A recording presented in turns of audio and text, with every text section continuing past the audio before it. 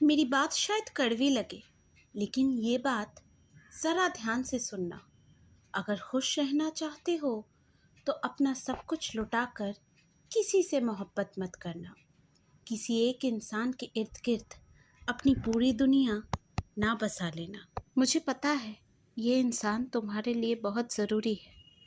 अगर वो मुस्कुराता है तो तुम खुश हो जाते हो। अगर उसकी आंखों में आंसू आते हैं तो तुम्हारा दिल रोने लगता है। उसकी बहुत अहमियत है तुम्हारी ज़िंदगी में।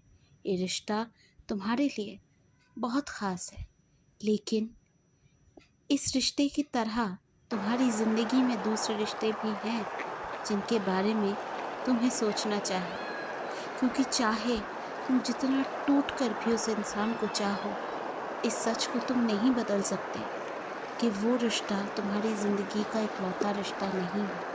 तुम्हारी ज़िंदगी में और कई रिश्ते, नाते, दोस्त, यार, परिवार हैं जो तुम्हारी ज़िंदगी को खूबसूरत बनाते हैं।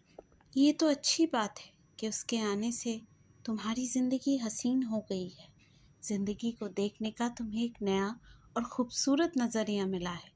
जब तुम उसके साथ होते हो तो तुम बहुत खुश होते हो।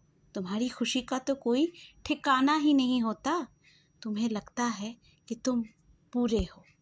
लेकिन ये बात भी सच है कि उसके आने से पहले तुम्हारी एक ज़िंदगी थी। तुम अकेले तो थे, मगर अधूरे नहीं। अब ये बात तुम्हें अजीब लगती होगी, मगर उस वक्त तुम्हारी ज़िंदगी में भी तुम खुश थे। हाँ, थोड़े आंसू थे तो थोड़ी मुस्कुराहट भी थी।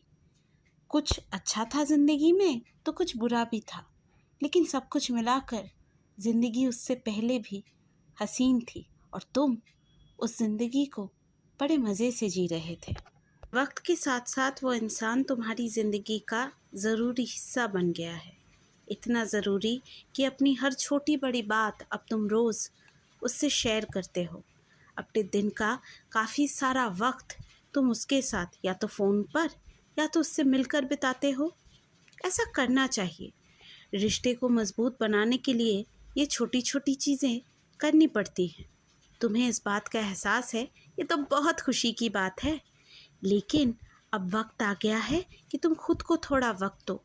थोड़ा वक्त अकेले बिताओ, उससे दूर, उसके बगैर, और ये जानने की कोशिश करो कि अकेले में तुम्हें क्या करना पसंद है। अकेले में तुम्हें क्या करना अच्छा लगता है। वो कौन सी हॉबी है जो रिलेशनशिप में आने से पहले तो तुम खूब प्रैक्टिस किया करते थे, लेकिन अब तुमने छोड़ दी है। या तो इस वजह से कि उसे पसंद नहीं, या फिर इस वजह से कि उससे फुर्सत ही नहीं मिलती, किसी और चीज़ का वक्त ही नहीं होता तुम्हारे पास। वक्त और ज़िंदगी के बीच एक दिलचस्प लेकिन अजीब रिश्ता है। एक के बदलते ही दूसरा फ़ौरन बदल जाता है। ऐसा हो सकता है कि आज जो तुम्हारे साथ है, कल वक्त, हालात या किसी और वजह से वो तुम्हारा साथ छोड़ने पे मजबूर हो जाए। जो आज मजबूती से तुम्हारा हाथ पकड़े हुए है, कल एक पल में उससे तुम्हारा साथ छूट जाए। कभी तुमने सोचा है कि अगर वो तुम्हें छोड़कर चला गया या चली गई तो तब तुम क्या करोगे? कैसे जी पाओगे? क्या तुम्हें इतनी हिम्मत होगी कि उसे भुलाकर आगे बढ़ जाओ? इस ख्याल से ही डर लग रहा है ना? लेकिन ऐसा हो भी सकता है। ऐसा बहुतों के साथ होता है। एक लंबे रिश्ते के बाद अचानक किसी वजह से उनका रिश्ता टूट जाता है, और रिश्ता टूटने के साथ साथ वो लोग भी टूट जाते हैं। मैं ऊपर वाले से दुआ करूँगी कि ऐसा कभी ना हो। जिसे तुम चाहते हो वो तुम्हें छोड़कर कभी ना जाए।